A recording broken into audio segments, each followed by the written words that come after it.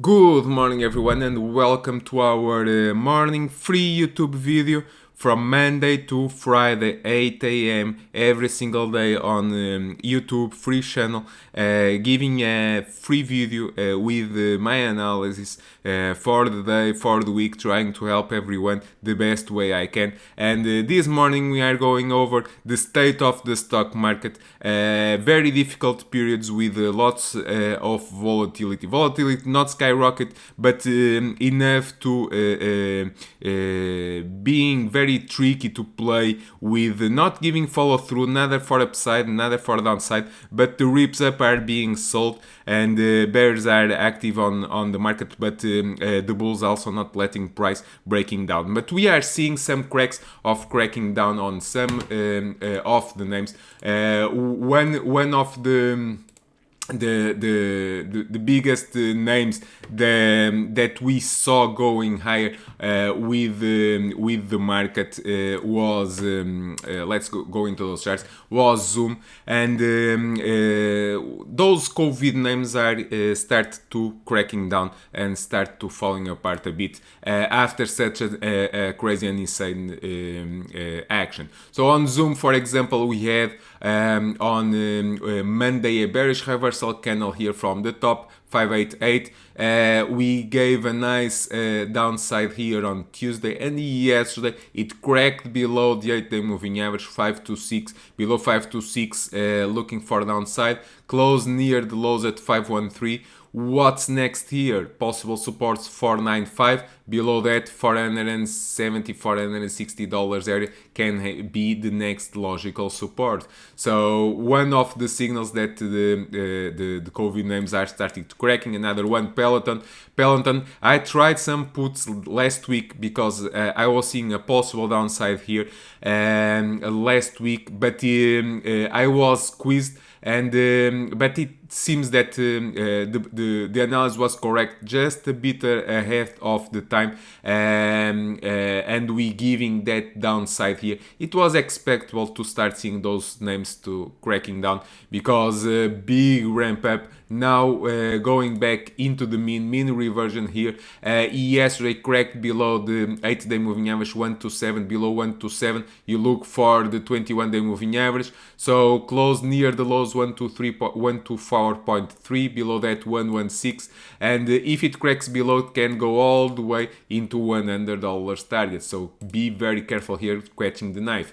Another name, one of my favorites, AMD. Also yesterday I said that if the stock breaks below $82, watch out for a big move down. Yesterday cracked below 82, closed near the low 79.2. If it goes below, can go all the way in 76. We have 73.9 as the line in the sand. Why I'm calling line in the sand? Because lots of analysts saying that we are having here an head and shoulders pattern. It's possible. Okay, it's possible, but a head and shoulders pattern, it's only confirmed when we break and stay below the neckline. So 73.9 is your neckline, it's here, 73.9, breaks below, watch out, can give a big waterfall all the way into $60 area, but we need to see it. Okay, right now we are on a correction, we are AMD, it's showing some signs of weakness.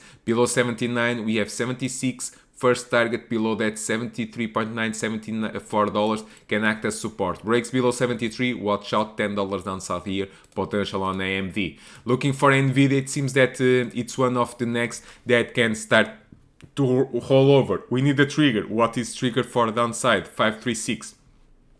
Breaks below 536, watch out, 512 can be the next target. Below that can go all the way into $480 area, can be the next logical support. Bull case scenario needs below 555. Not saying it's impossible, but we need to see it. Market fading, AMD fading, some of the semis are fading, so NVIDIA, if it cracks below 536, that's the bear trigger for a move for the downside, for example. Another name that I'm watching is, for example, Baba. Saw yesterday a bearish reversal candle from 314. If it goes below yesterday lows, below 307, we can have a move 304. If it breaks below 304, watch out, has a gap to fill at 299.8. Below that, 296. That's a possible downside scenario here.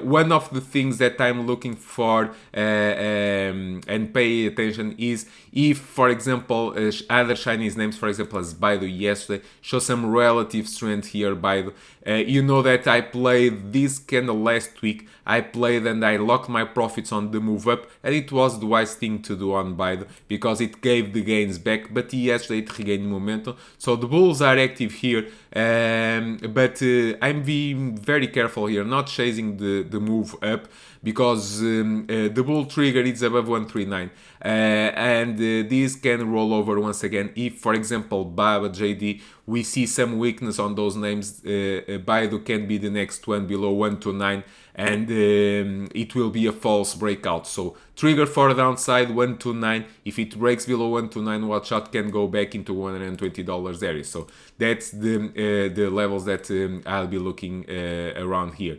Another name that everyone looking is Tesla. Tesla reported earnings. It gone up, but one of the things that I'll be looking is if Tesla is able to hold above 433. 433 is my support line, okay? So 433. If the stock holds above 433 and goes above $440, it has the big wallet for 466. Bull case and earnings above 466 to go back up. But if the stocks goes from green to red and goes below 433, what are the levels? The levels, yesterday lows 421. If it breaks below 421, $400 is the next possible target. So be very careful here, chasing the move. We need to see it. Market very, very weak and looking for the levels on SP 500, for example. We are right at the support. So last week on the big move on Monday, we hit perfectly the breakdown level from the September correction. Once a support is broken, it becomes a resistance. It acts as a resistance. And right now, we are testing the breakout for upside on October. So we are here on a big fight between bears that want price below and bulls that are holding the breakout area. What is the trigger? The trigger for the downside, we need SP 500 below 3400 for downside, and below that we can roll over and going back into $3,300, 3,300 points on SP 500. Bull case needs above 3440. Why? That will keep price above all the key moving average and keep the ball playing here between the range. So big fight here between bulls and bears, and some weakness, some uncertainty. Nasdaq exactly the same thing. So 11,600 is the big support. If it breaks below, watch out, can roll over into 11,200 support here. Bull case scenario needs above yesterday highs to resume back up. So very tricky action right here. Small caps, for example, yesterday I played some puts for downside here on IWM, looking for downside. It worked very well, but it's not an easy game. It's starting to roll over here. If it goes below 158, watch out, can have a big waterfall into $150. Bull case needs above 164, still has a gap to fill at 166, but it's rolling over. So very tricky game right now. Be very careful here, chasing the moves. We seeing, for example, financials that last week reported earnings. JP Morgan, it start fading once again. If it breaks below 99, can roll over back into the lows. So financials start cracking and showing some signs of also weakness. Goldman Sachs, let's see here. Goldman Sachs, another one that after the earnings, very nice action last week, but rolling over. If it breaks below $202 can go back into 195, 196. So we are seeing some cracks here on the overall market. We are in the earnings season. We are going to US elections. Lots of doubts of the